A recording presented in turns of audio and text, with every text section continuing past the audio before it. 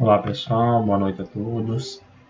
Então hoje estamos na nossa última aula, nossa aula 14, Microbiologia de águas, serão dos assuntos, espero que vocês tenham conseguido acompanhar nesse semestre.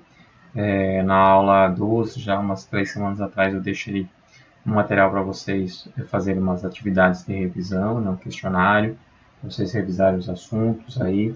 São bastante questões, a gente não vai ter tempo para a gente corrigir, mas vocês podem seguir as questões, as respostas estão todas nas nossas aulas, e qualquer dúvida, entre em contato comigo aí através dos nossos canais de comunicação, na sala digital da Unibra, ou através do e-mail que eu sempre disponibilizo para vocês.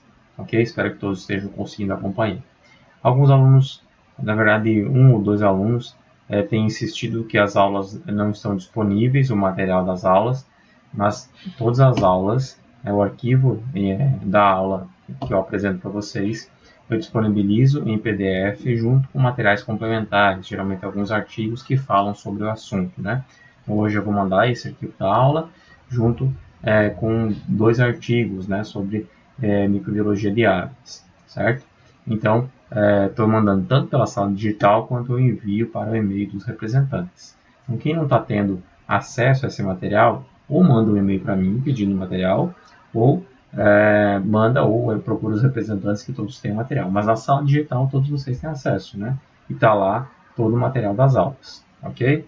Então vamos aí para a nossa última aula. Então o tema de hoje é microbiologia de águas, né?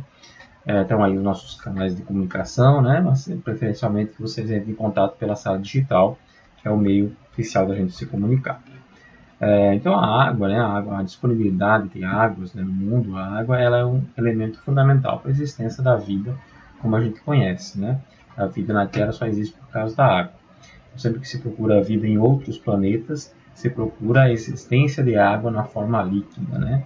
Que é a forma que permitiria vida, né? Como a gente conhece. Pode ser que existam outras formas de vida que a gente não conhece, né? Mas a forma que a gente conhece, todas as formas de vida são dependentes da água em estágio em forma líquida, né? Mas grande do total de água que existe no mundo, né? A maior parte, 97,4%, é água salgada. Hoje já existem meios da gente potabilizar essa água salgada, né? Em sistemas grandes e que abastecem grandes cidades, né? Em países desenvolvidos que se baseiam na dessalinização, mas é ainda um processo caro, né? Do restante da água doce, né? 1,8% está congelado, né? Do restante aí de 2,6%, né? De água doce. 1,8% está congelado. E sobra 0,8% de água doce no estágio líquido, né? Que é uma quantidade muito pequena, apesar de termos uma imensidão de água no nosso planeta, a quantidade de água disponível, né, água doce disponível na forma líquida é 0,8%.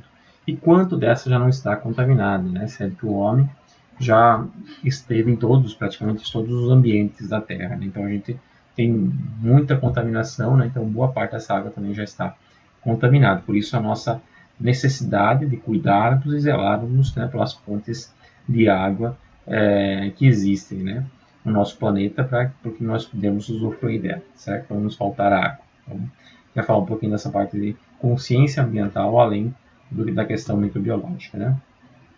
A demanda mundial de água doce duplica a cada 20 anos. Cada 20 anos, com o aumento da população, com o aumento das atividades econômicas, né, a demanda, a necessidade de água se duplica, né?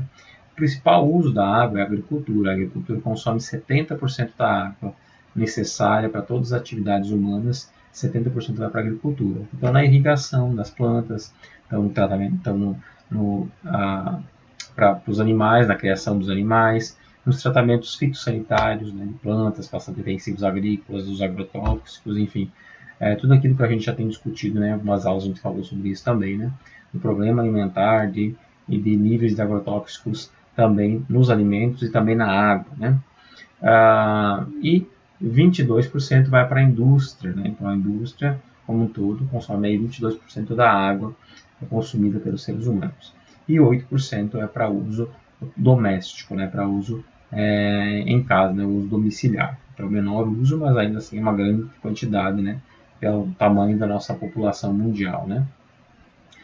Isso vocês acham facilmente na internet, né? Que é a água que a gente não vê, né? Quando a gente pega um copo de água, né? Para essa água chegar à minha casa, né? Como a água que eu vou beber, são necessário um volume muito maior de água para essa água se tornar potável. Por exemplo, aqui não está falando de água, está falando de outros produtos, né? Mas é necessário um gasto de água até essa água se tornar potável, né? Com todo o sistema de tratamento, captação, distribuição, tem um volume de água para que eu consiga receber um copo de água na minha casa, que é gasto no processamento, né? Eu coloquei essa figura que é bem conhecida, né? Falando a água que a gente não vê, né? Aquilo que é consumido, que você consome, né? Que na verdade existe essa demanda para produzir esses produtos, né? Então, por exemplo, para produzir 1 litro de cerveja são necessários 5,5 litros de água, certo? Então, nessa conta, né, entra a água que vai na agricultura, né, para produzir a cevada, entra a água industrial que se usou para produzir essa cerveja, né? O arroz, por exemplo, produzir 1 kg de arroz é necessário 2.500 litros de água, né, para se plantar esse arroz, cultivar, colher, processar até ele chegar à sua mesa, né? A manteiga, produzir 1 kg de manteiga são 18.000 litros de água. Produzir 1 kg de manteiga, né? 1 kg de leite, né? Que é basicamente 1 litro, né? Pela densidade do leite. Precisa 712,5 litros de água, né? Para produzir 1 kg de queijo, 5.280 litros de água. 1 kg de batata, 132,5 litros, né? De carne de boi, né? Carne bovina, né? Para produzir 1 kg de carne bovina são necessários 17.100 litros de água, que entra toda a parte de criação do animal, criação da alimentação desse animal, o gasto no abate, no processamento, até a gente ter 1 kg de carne, né? 1 kg de banana, né? 499 litros. 1 kg de carne de frango, 3.700 litros, né? Então, todos os itens que a gente consome são necessários a água para ser produzido esses itens, né? Só para vocês terem uma ideia da importância da água no mundo como um todo, né? Principalmente na nossa demanda alimentar. Então, falando um pouquinho da importância da água, né? 80% das doenças em países em desenvolvimento, são os países que não são desenvolvidos, como nós, né? São países subdesenvolvidos, estão abaixo ainda da linha do que é considerado países desenvolvidos, né? E 80% das doenças em países como o Brasil, né, são por veiculação hídrica, né? Então a contaminação da água tem um grande impacto, né? Principalmente no Brasil, que a gente tem uma taxa de saneamento ainda pequena, né? A gente não tem saneamento básico que atenda toda a população, a gente tem muitas comunidades que não têm água tratada, ou que recebem água do caminhão-pipa, ou que pegam água do abastecimento de um córrego, de um poço, né? Ou de um açude, de um reservatório, também que fica ali sem nenhum tipo de tratamento, né? 15 milhões de pessoas, né, ainda morrem por ano de doenças de veiculação hídrica, né? Então, devido às doenças veiculadas pela água, ainda morrem por ano 15 milhões de pessoas, que é um número muito alto, né? A gente está aí assustado, todo mundo, com a pandemia, né? Coronavírus, que já matou, acredito, mais de 1 milhão, totalizados nos números, né? Já passou de 1 milhão de pessoas, e a gente perde anualmente 15 milhões de pessoas por doenças de veiculação hídrica, né? Então a gente vê que é preocupante também, né? Claro que a pandemia também é preocupante, não estou minimizando, porque realmente é muito preocupante a situação, né? Mas a gente também tem outras doenças muito impactantes, né? E se a gente pensar que um problema que seria solucionável, né, que é o tratamento de água, que já tem solução, né? Ainda assim a gente perde muitas pessoas por problemas de doenças de veiculação hídrica, por causa da falta adequada de saneamento básico e distribuição, né, dessa água tratada a essas pessoas. No mundo, apenas 30% da população tem acesso à água tratada, né? São dados da Organização Mundial da Saúde, certo? No Brasil, 80% da população, né, chega a ter acesso à água tratada, do IBGE. A maioria dos patógenos de veiculação hídrica provém de contaminação fecal. O principal problema da água contaminada é a contaminação fecal, né, de esgoto humano mesmo, né, que é a principal fonte de doenças, né, que são veiculadas pela água, vem do esgoto humano, né. Então, a água, né, as águas naturais, né, quais são a classificação dessas águas? Né? Tem a parte da água atmosférica, né, que é a água que está nas nuvens, na chuva, na neve, né, são a água que está na atmosfera e não na superfície da Terra, né, na superfície do nosso planeta. Tem a água superficial, que são a água de lagos, rios e oceanos, né, que são a água mais acessível, né, mais fácil de a gente ter acesso, e muitas cidades, né, a maioria, são abastecidas por lagos e rios, né, principalmente, que são usados, né, tanto para irrigação, quanto para indústria, quanto também para fornecimento de água potável à população. E tem a água subterrânea, né, os lençóis freáticos, né, a água que está no subsolo, né, e essa água a gente tem que preservar muito, porque essa água é uma água fácil de se contaminar, né, uma água mais pura, mas com a grande demanda, né, de acesso a poços, né, a perfuração excessiva de poços para abastecimento doméstico ou mesmo abastecimento industrial, tem levado a aumentar a contaminação dessas águas subterrâneas, né, que são uma água de maior valor, que são águas geralmente puras, né, ultra puras, que demoraram anos, né, de filtração pelos sedimentos terrestres até chegar em um lençol freático, né, ou estar no nosso subsolo, uma água muito pura, né. Então a gente tem que ter um cuidado maior na manipulação dessa água, né, ou no acesso a essa água. A água ela é um ambiente de alta biodiversidade, né? No ambiente aquático existem muitos micro-organismos, né? Não necessariamente patogênicos, existem micro-organismos do ambiente, né?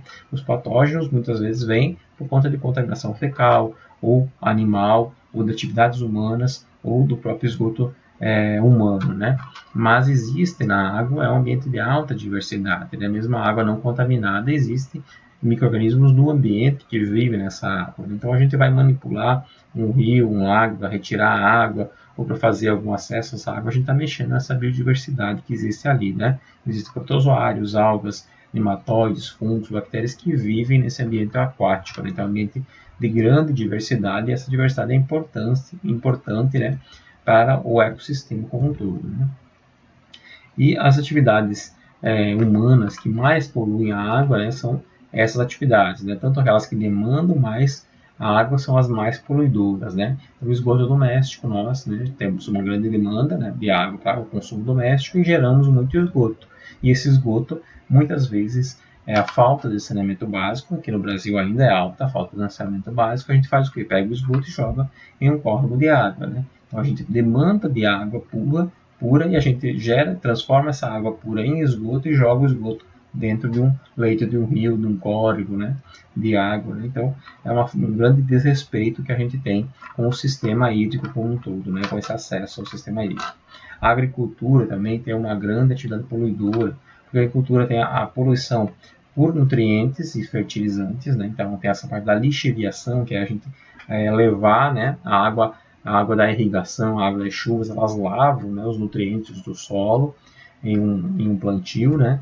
Lavam os fertilizantes e levam esses fertilizantes, esses nutrientes para o leito de um rio, para um córrego de água, né? E esses excessos de nutrientes, de fertilizantes nesse leito do rio vai aumentar a carga orgânica, né? Então vai aumentar a eutrofização desse corpo de água, vai aumentar a quantidade de micro-organismos que tem ali nessa água. Muitas vezes são micro-organismos que saem do equilíbrio ambiental e isso diminui a quantidade de oxigênio disponível nesse córrego, né, nessa água, e faz aumentar a mortalidade de peixes, né, reduzir essa diversidade que justamente existe nesse ambiente aquático, né, além dos resíduos de agrotóxicos, né, que também são levados porque os agrotóxicos são aplicados através de água, né, com aspersão, né, ou junto com a irrigação, e quando dá uma chuva ou quando ou se esse agrotóxico não for adequadamente aplicado, né, com devido cuidado, essa água vai escorrer e vai chegar a um leito de um rio,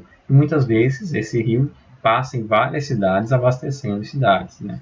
Então a gente viu nas nossas aulas anteriores, que a gente falou um pouquinho de agrotóxicos lá no início das nossas aulas, né, que os nossos níveis de agrotóxicos, né, nos alimentos são muito altos, né, além da gente já ter níveis aceitáveis na legislação brasileira serem muito maior do que é aceitável em outros países, né, os resíduos agrotóxicos aceitáveis para a nossa legislação são muito superiores ao que é aceitável em outros países, a gente ainda assim excede esse nível de contaminação. Né? Para vocês terem uma ideia, a diferença da nossa legislação para a legislação europeia, por exemplo, a gente permite que na água potável que a gente consome tenha 5.000 vezes mais o resíduo de um agrotóxico específico, que é o glifosato, do que se é permitido ter na Europa, né? Então, como que é uma água potável, né? Na Europa, a potabilidade deveria ser o mesmo padrão que a gente, né? Todos somos seres humanos e o nível de potabilidade que entendemos aceitável deveria ser igual no mundo todo, né? Então, lá eles permitem 5.000 vezes menos resíduo de agrotóxico na água potável do que a gente aqui. Além disso, né, tem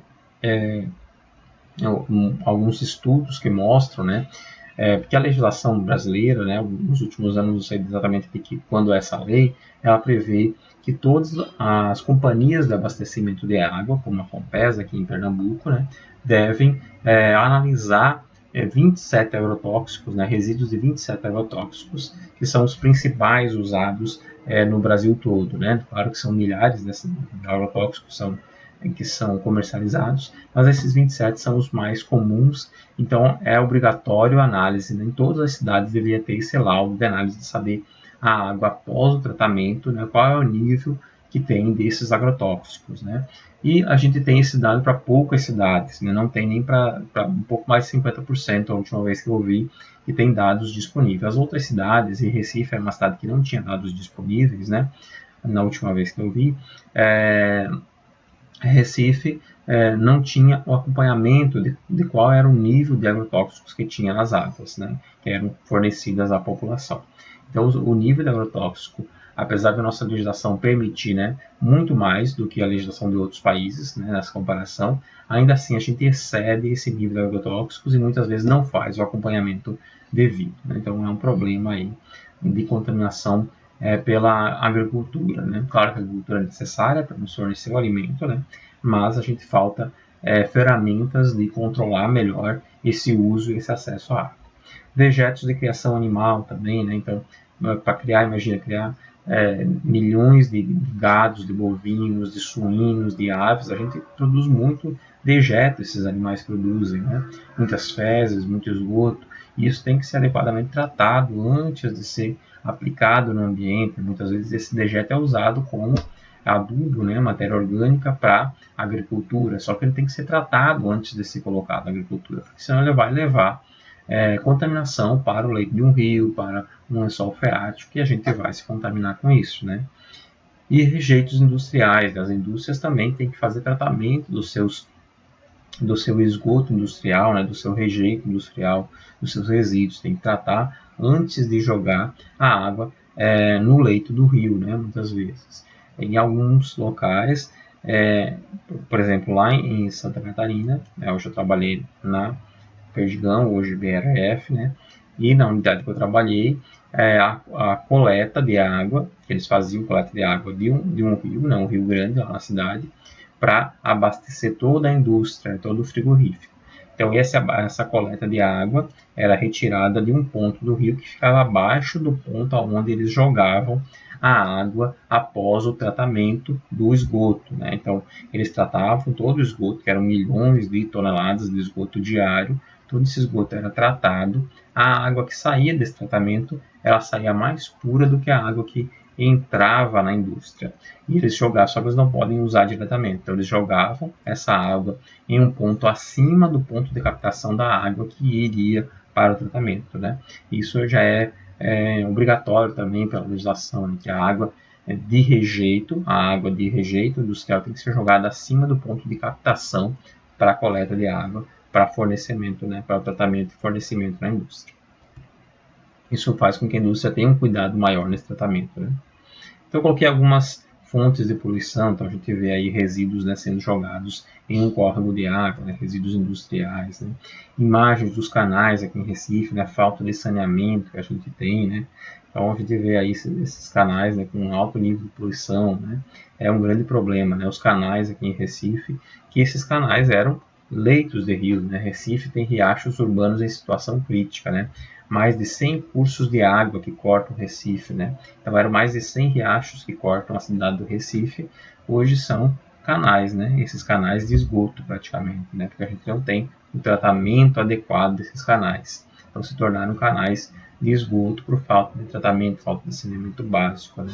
Que poderiam ser riachos, né, bem cuidados, ambientes de lazer, né, se não tivessem esse excesso de esgoto que tem, né. Então, ainda falando aí das águas naturais, né, a contaminação das águas pelas atividades humanas afeta o equilíbrio da diversidade que existe nesse ambiente aquático, né.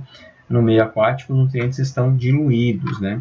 E quando a gente começa a jogar muita matéria orgânica, como eu falei aí da eutrofização, falei da lixiviação de nutrientes da agricultura, a gente começa a jogar muita matéria orgânica na água, a gente aumenta a carga orgânica e aumenta a eutrofização da água. A eutrofização é o aumento de nutrientes e de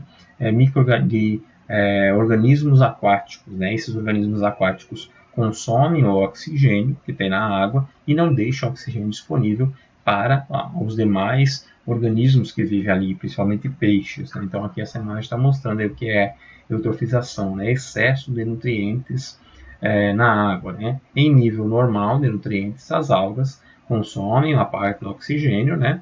E o restante do oxigênio vai para outros organismos aquáticos, vivem em equilíbrio, né?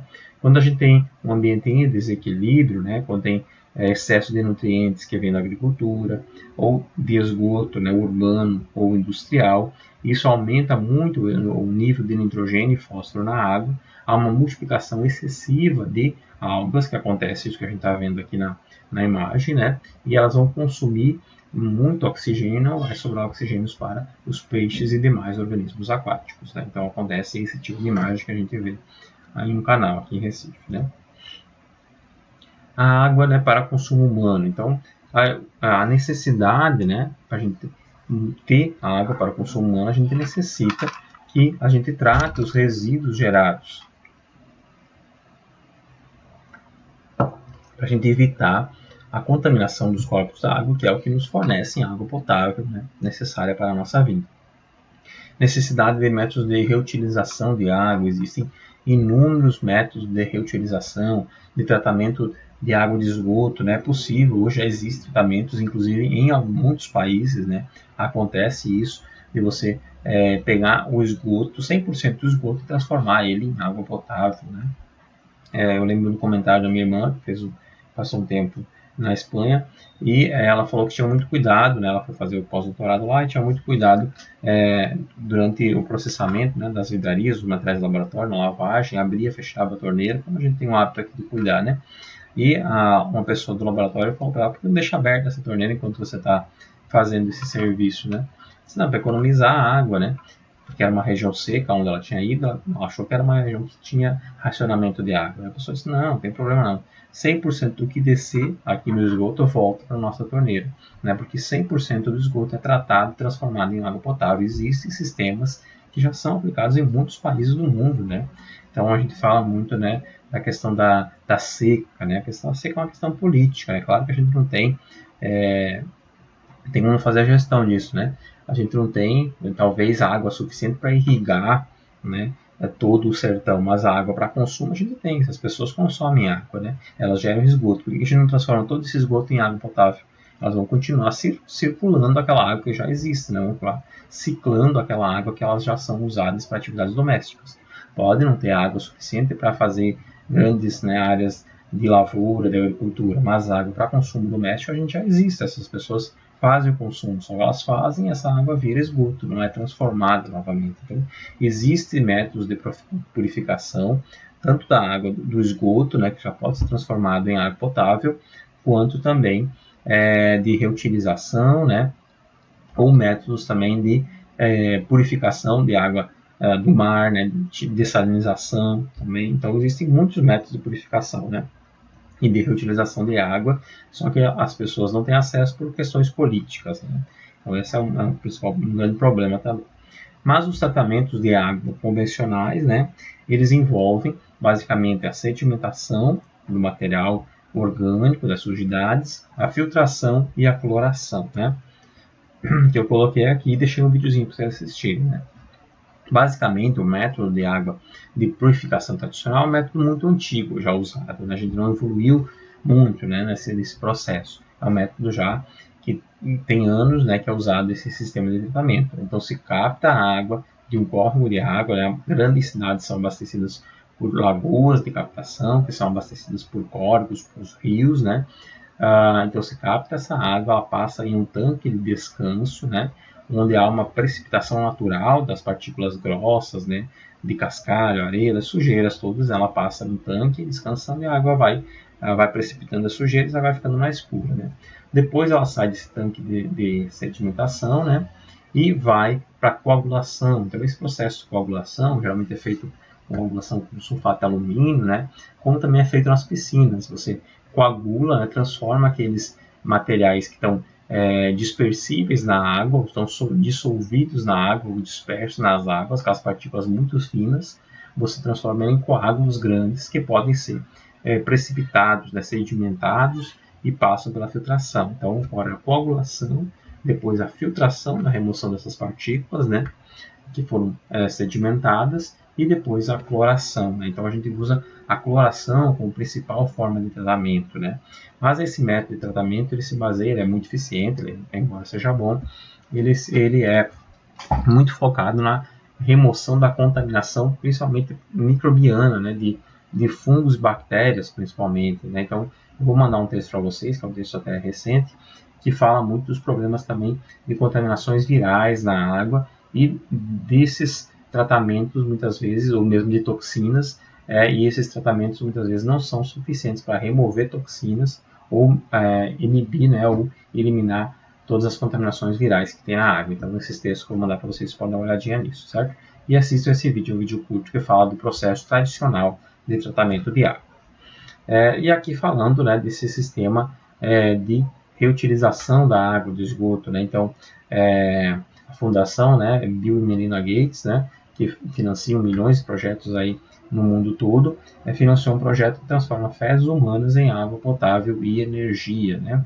Então, a usina de tratamento é capaz de produzir diariamente 86 kg de água e 250 kW de eletricidade, né? Então, ele está mostrando ele tomando a água, né? 5 minutos antes dessa cena, essa água era cocô, né? Então, dê uma olhadinha também na reportagem nesse vídeo. Então, a gente já existe esse sistema de tratamento que são usados em muitos países, né? Que pegam a água do esgoto e transformam em água potável, né? E a gente ainda tem tanto problema com água, né? E aqui mostrando a importância do tratamento, né? Então, aquela imagem que eu falei ali, né, do sistema de tratamento, né? Então, a importância desse sistema de tratamento de água, apesar de não ser talvez a melhor solução, né? Essa forma é uma forma que garante ainda assim uma potabilidade muito alta da água, né? Então, aqui mostrando ao longo dos anos e o número de casos de febre tifoide, né? Que é a forma mais grave da salmonela, né?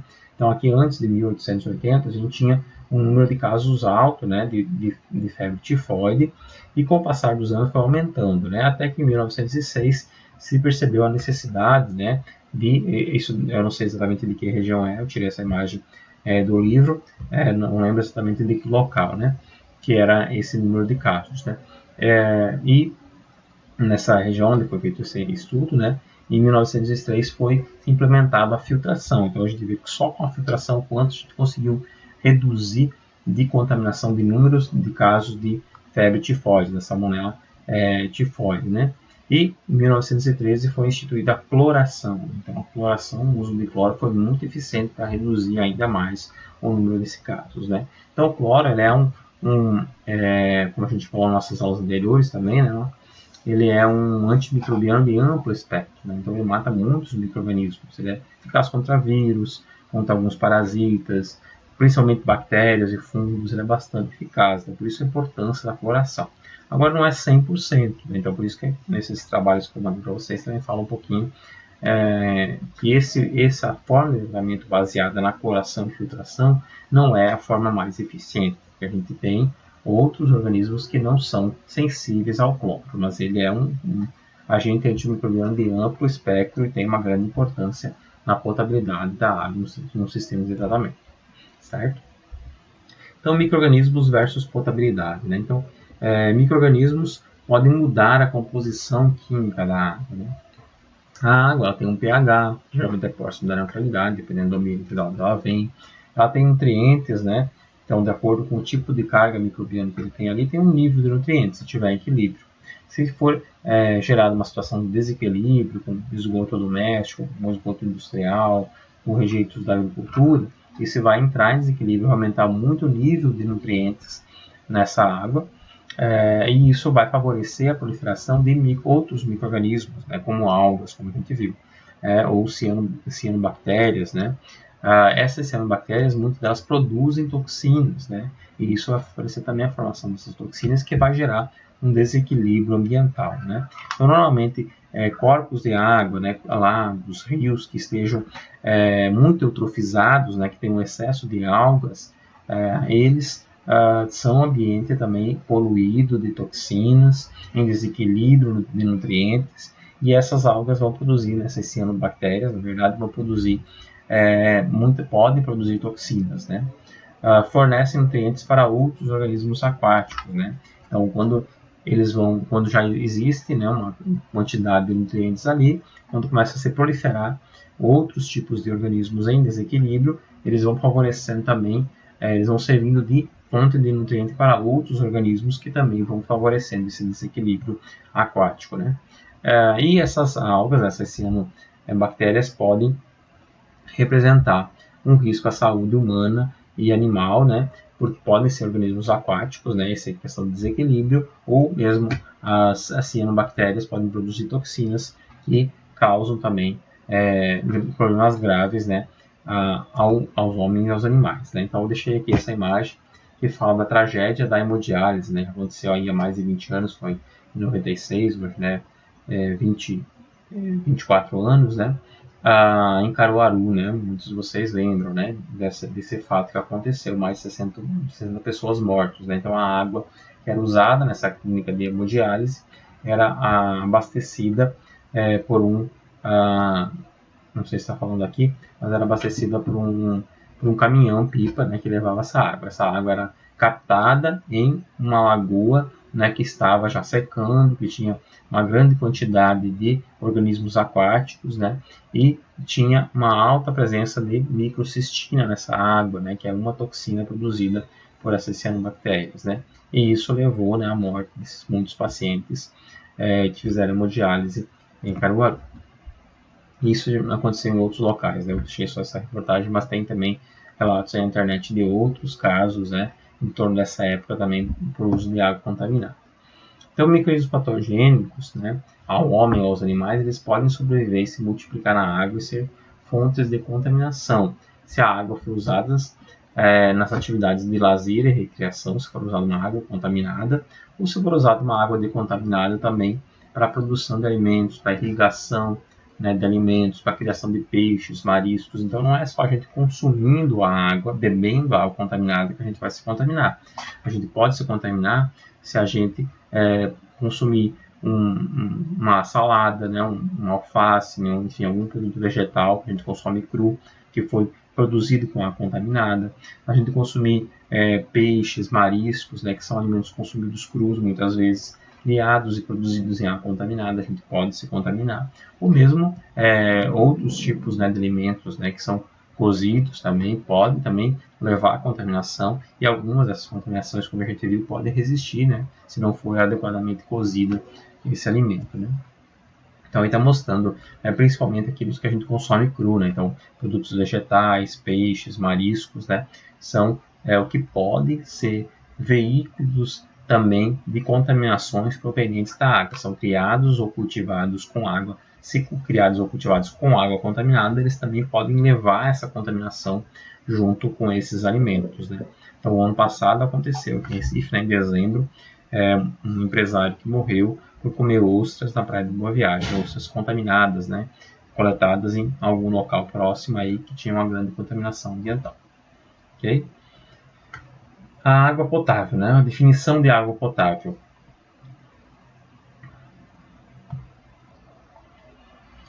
Então, a água potável ela deve ser livre de micro-organismos patogênicos e substâncias químicas nocivas, né?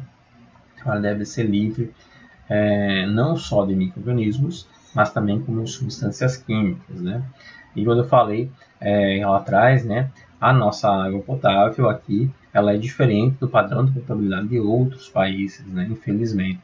Então, não é o melhor padrão de potabilidade do mundo, né?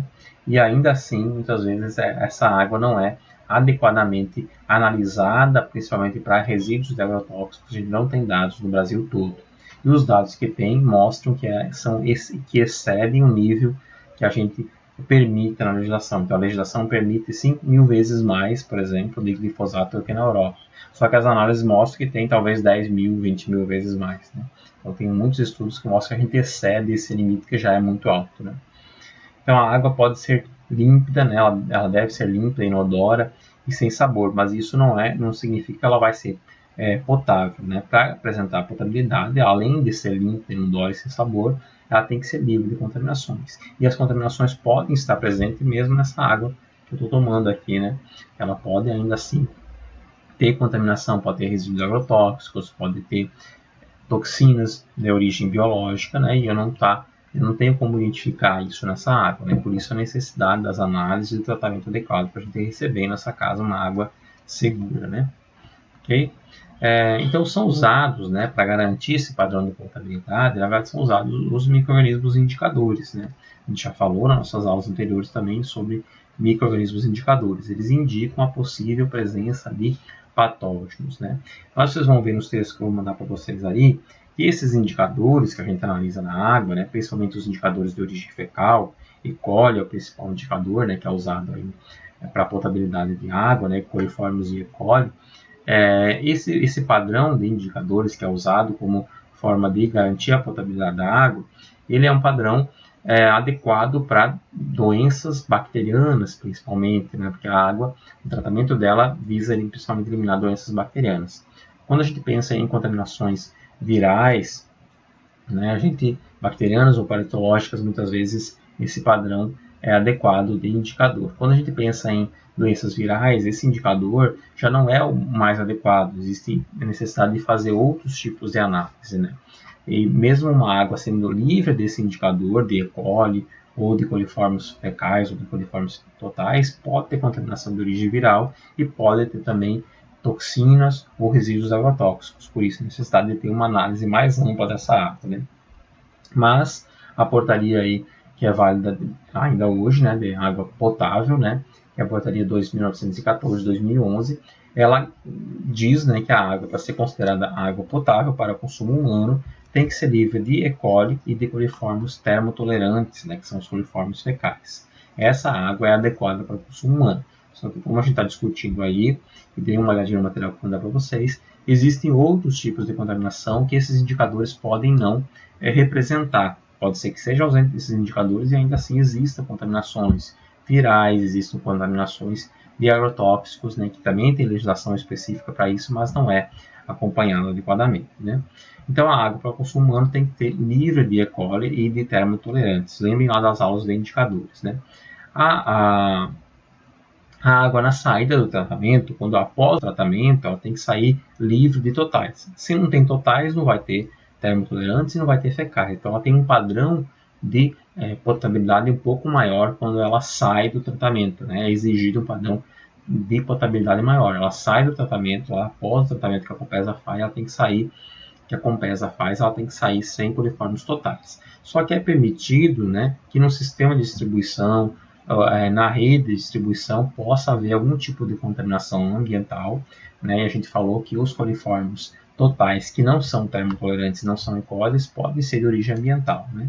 Então é permitido que se tenha alguma contaminação ambiental nesse sistema de distribuição e pode haver contaminação dos totais, desde que ela mantenha-se ausente de termotolerantes e de E. coli, né? Que é o que garante a ausência de contaminação fecal, né? Que a E. coli é o principal indicador de contaminação fecal.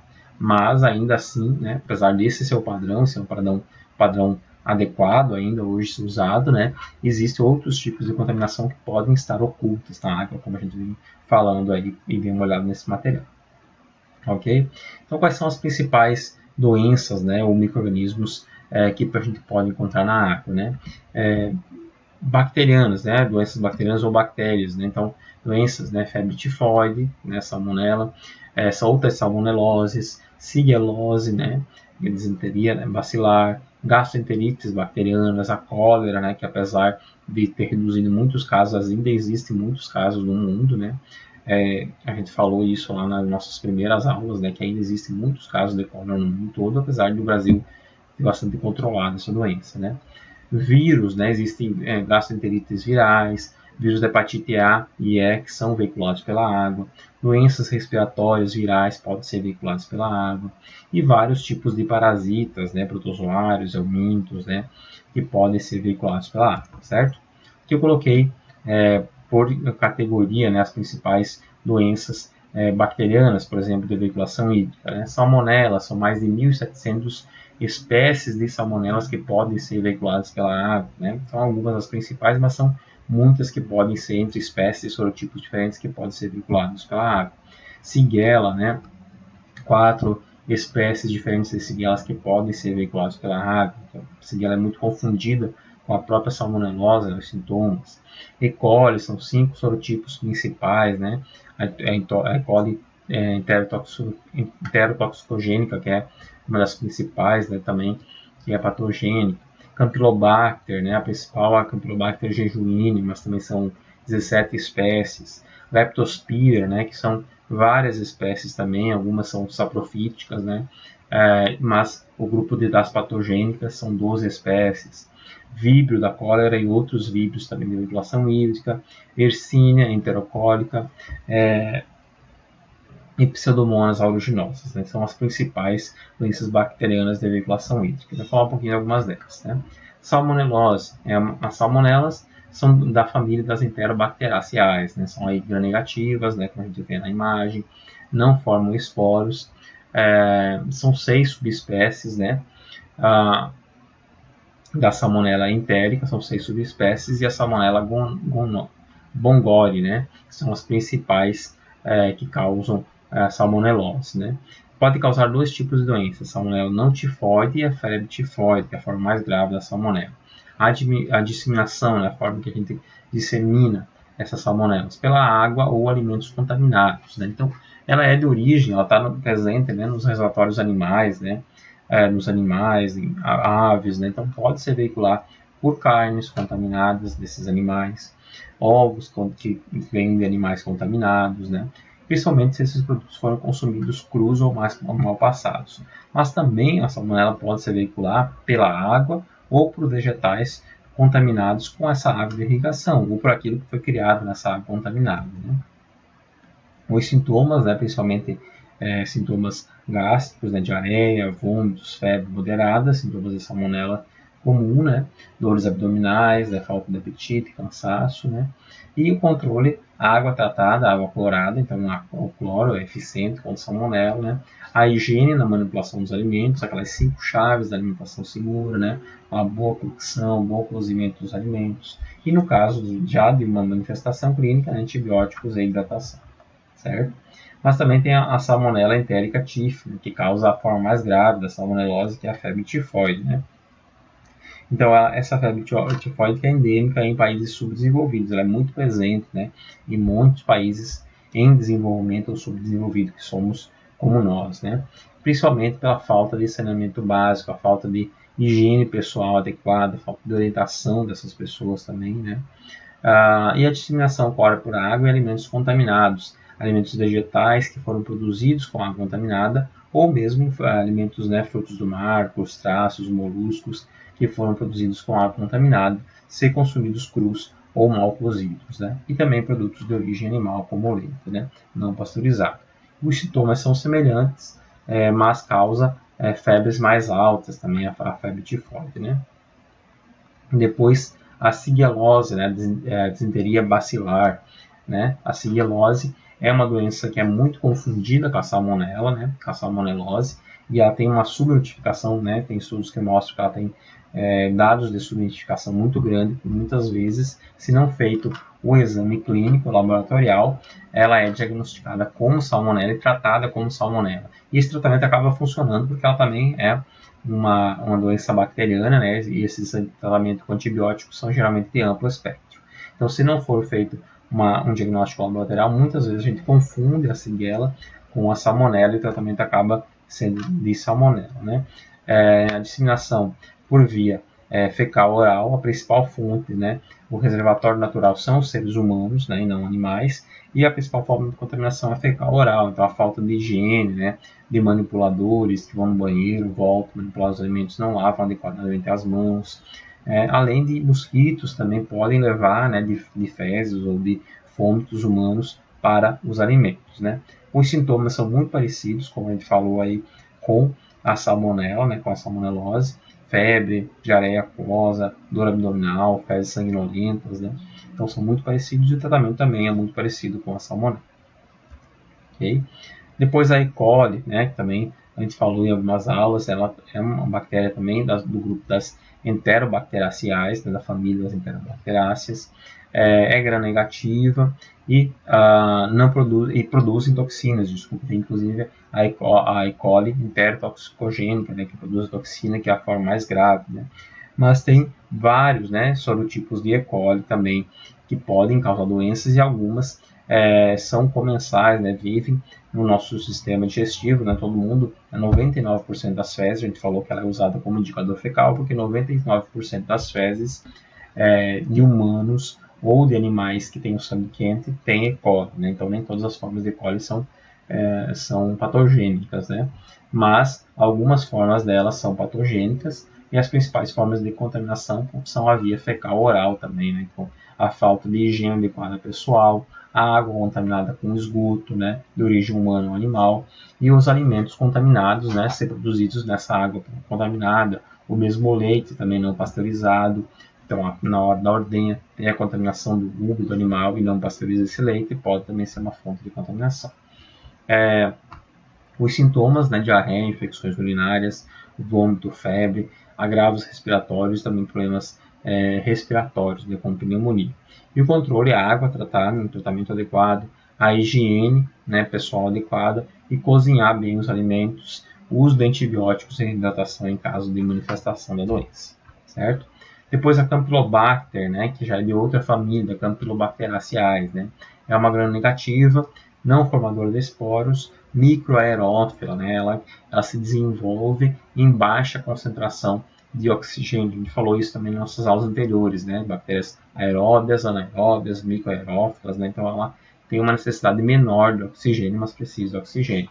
As principais espécies, né? Então as duas principais aqui, né, para nós, é a Campylobacter jejuni e a Campylobacter coli, né, que acontece muito, né, acontece mais aqui na nossa região.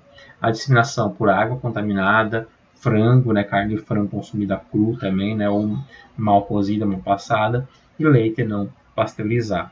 Sintomas: diarreia sanguinolenta, dores abdominais, febres, náuseas, vômitos, né. Em casos raros, pode ter complicações neurológicas, como a síndrome de Guillain-Barré, que afeta o sistema nervoso central, certo? E o tratamento e o controle, né, é muito parecido, né? Então, água tratada, higiene pessoal e cozinhar bem os alimentos, né? Em caso da doença, antibióticos e hidratação, certo? Então, a gente vê que aquelas 5 chaves que a gente falou nas nossas primeiras aulas são muito importantes porque ela previne a maioria dessas doenças, né? Depois os víbrios, né? O víbrio da cólera, que é o principal, e os outros víbrios também que acontecem, né? Que são da família Vibrionaceae, né? Um outro tipo de família bacteriana, né? São gram-negativas, anaeróbios, facultativos, né? E o formato deles que dá o nome, né, a essa família, né? Esse formato de vírgula, né? Formato de vibrião, né? Esses vírus também são nas aulas de microbiologia. Disseminação também por água contaminada, não tratada, vegetais ou frutos do mar produzidos com água contaminada e consumidos crus ou mal passados, né? Então, sintomas gastrointestinais, de controle basicamente o mesmo: a água tratada, a higiene, cozinhar bem os alimentos. E em caso de manifestação, antibiótico e reidratação. Leptospira, né? Então também são aí 3 grupos, né, de leptospirose, né? Podem ter ação da família das Leptospiraceae. As espécies do gênero se agrupam, né, em patogênicas, saprofíticas e intermediárias. São 12 espécies patogênicas, né? A disseminação acontece pela água contaminada ou pelo contato direto, né, com urinas, né, ou fezes de algumas espécies, né, roedores, suínos, caprinos, bovinos, que podem levar, né, essa bactéria, esse tipo de contaminação. A bactéria pode sobreviver no ambiente por até 6 meses depois de excretada, né? Então, muitas vezes a gente relaciona a leptospirose a só a roedores, mas também outros tipos de animais também podem veicular essa contaminação, né? Os sintomas: febre alta, mal-estar, dor muscular, né, dor no corpo, dor de cabeça, no tórax, né, tosse, cansaço, náuseas, diarreia, desidratação, dor de cabeça muito forte, né, e manchas vermelhadas pelo corpo, né. Então, o tratamento também é consumir sempre água tratada, né, para o controle, e no caso da doença é usar antibióticos, né. E depois os vírus, né? Então, quais são os principais vírus de veiculação hídrica, as principais doenças virais de veiculação hídrica? Então, tem um texto falando mais sobre os vírus, né? Que eu mandei para vocês, que é um assunto que a gente discute menos, que a gente encontra menos material. Então, eu mandei para vocês falando um pouquinho disso. Então, o adenovírus, né? São 51 tipos de adenovírus. É muito comum adenovírus nas águas, né? Como um todo, no mundo todo. Enterovírus são 71 tipos. As hepatites, né, então cada hepatite é uma doença diferente, é incomum que as hepatites têm, que elas afetam o sistema hepático, né? Mas a hepatite A e a hepatite E, que são de veiculação hídrica, podem ser veiculadas pela água, as demais não são veiculadas pela água. Rotavírus, calicivírus e astrovírus, né? Então eu também coloquei um pouquinho aqui falando deles, né? O adenovírus é um vírus de DNA, né? Tem vírus de DNA e vírus de RNA, né? Então ele é um vírus de DNA, né? É do gênero mastoadenovírus. A disseminação é pelo contato fecal oral ou pela água contaminada, né? Essa é a principal forma de contaminação. Então, a falta de higiene adequada ou a água contaminada também com esgoto pode levar a essa contaminação. Os sintomas são gastrointestinais, né, gastroentéricos, pneumonia, né, problemas respiratórios também, e alguns agravos respiratórios, conjuntivites, cistites ou dermatites também na pele. E o controle é com vacina, já existe vacina de adenovírus. O cloro é eficiente para esse tipo de vírus, apesar do cloro não ser eficiente contra todos os vírus, né? Então, o controle pela água tratada, higiene e manipulação de alimentos. Enterovírus, né? Então, é um vírus já de RNA, né? É um vírus diferente, né? O formato dele. É da família Picornaviridae, né? É do gênero enterovírus, né? É o que a gente está falando. É contato direto também, fecal oral, é a forma de contaminação, ou indireto com a água e superfícies contaminadas. Os sintomas, né, infecções assintomáticas, né, a gente pode não ter nenhum sintoma, né, pode ter infecção sem ter sintoma, gastroenterites, ou sintomas de uma gripe leve, né, com febre, ou em casos mais graves também, casos de paralisias e meningites. Né, e de controle também, cloro, a água tratada e a higiene adequada da manipulação dos alimentos e das mãos. O vírus da hepatite A, né, que é o vírus que é uma das hepatites transmitidas, né, ou veiculadas pela água, a disseminação, né, por via fecal oral, ou de forma indireta pela água também contaminada, água de poços, né, de rios ou de córregos, né, ou alimentos produzidos com água contaminada, né. Sintomas: fadiga, perda de apetite, no caso da hepatite A, né, náuseas, vômitos, urina escura, mas 80% dos casos, né, apresentam uma forma subclínica, sem apresentar sintomas, né. E o controle também com a vacina, já existe vacina para o vírus da hepatite A, água tratada e higiene adequada na manipulação dos alimentos. A hepatite E, né, que é outra hepatite, né, que elas têm em comum, cada hepatite não são vírus da mesma família, né, são vírus de famílias diferentes, mas elas têm em comum que causam problemas hepáticos, né. Então, o vírus da hepatite E, a disseminação dele também é numa forma da via fecal oral, e por isso também que pode ser veiculado pela água e alimentos contaminados, né. Os sintomas em jovens e adultos entre 15 e 45 anos apresentam icterícia, falta de apetite, náuseas, vômitos, febre, dores abdominais, aumento do volume do fígado e mal-estar. E em crianças, geralmente não apresentam sintomas, né? São assintomáticas. E o controle da mesma forma também, né? Ok? Rotavírus, né? Então o rotavírus também tem via fecal oral, a principal forma de contaminação é um outro vírus de RNA, como a gente está vendo aí. A principal forma de disseminação é pela via fecal oral ou pela indireta, né, através da água ou de alimentos contaminados produzidos em água contaminada, ou de aerosóis também que estejam, né, produzidos com a água contaminada, gotículas de água contaminada, né? Os sintomas dos 6 meses aos 2 anos são vômitos, né? Então geralmente o rotavírus afeta a forma mais grave, né, crianças, e por isso que tem a vacinação do rotavírus logo aí nos primeiros meses, né? É uma das primeiras vacinas, né, no calendário de vacinação de bebês, né? Justamente porque a forma mais grave dele acontece em crianças, né? Então, controle pela vacina, água tratada e a adequada higiene, certo? Então, além dos vírus, tem vários eumintos também, vários parasitas como todos, né? Eumintos e protozoários. Vocês já viram também lá nas aulas de parasitologia, então coloquei aqui quais são os principais eumintos de veiculação hídrica, né? Acilostomas, ascaris, dracúnculos, equinococos, necator americanos, estrongeloides, tênia, né, que a gente falou bastante também em algumas aulas, vocês viram muito isso em parasitologia, né? E cistossomas, né? E os principais protozoários de veiculação hídrica, né? Balantidium, entamoeba, giardia e criptosporídeo, certo? Então, esses vocês já tinham visto lá na aula de parasitologia, a gente não vai falar, não vai entrar neles, né? Até pelo nosso tempo. E basicamente, então, são esses, né? São muitas doenças de veiculação hídrica, como a gente viu, né? Os tratamentos, como eu falei, né, focam principalmente nas doenças bacterianas e parasitológicas. Muitos vírus também são sensíveis ao sistema de tratamento, né, o cloro, como a gente viu aí, né? Então, a necessidade da gente ter uma água tratada, sempre consumir água tratada, apesar de que algumas doenças ainda podem estar presentes mesmo na água tratada, certo? Então, deixei aqui novamente, isso aqui a gente viu lá nas nossas primeiras aulas, né, 5 chaves da alimentação segura, né? Então, a importância dessas 5 chaves, né, no que a gente viu nas últimas aulas aí de microbiologia de produtos de origem animal ou de microbiologia também das águas, né, agora. Então, a importância da gente manter a limpeza, né, porque tem muitas doenças, tanto de veiculação hídrica ou de micro-organismos de origem animal, que são veiculados por contaminação fecal oral, né? A separação dos alimentos crus do cozidos, né? Então, o alimento após cozido não ser contaminado por um contato com o alimento cru, né, e levar essa contaminação.